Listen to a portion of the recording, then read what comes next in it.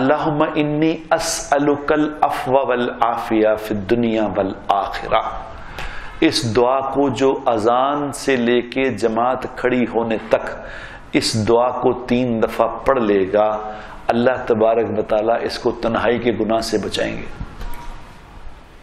اور اس کو ایسی بیماری سے بچائیں گے جو بیماری موت کا سبب بن جائے، اور اس کو دنیا کے ظالم لوگوں سے بچائیں گے، ظالموں سے اس کا واسطہ ہی نہیں پڑے گا، اور اللہ اس کی روزی کو آسان کر دیں گے.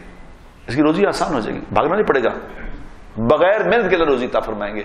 تو میرے دوستو، ایک دنیا میں ایک فارمولہ ہے، اللہ نے ایک فارمولہ بنایا ہے، اللہ نے کوئی ترتیب بنائی ہے، یہ کرو گے تو یہ ہوگا، یہ کرو گے تو یہ. اور نبی پاک صلی اللہ تعالی علیہ وسلم نے ہر بات کو کر کے سمجھا دیا کہ یوں کرو. تو جو اس کو سیکھ لے گا، اپنی عقل سمجھ کو استعمال کرے گا، اس کو اللہ سمجھا دیں گے. جو نہیں استعمال کرے گا، موجاں کرے، ویسے ہی کریے.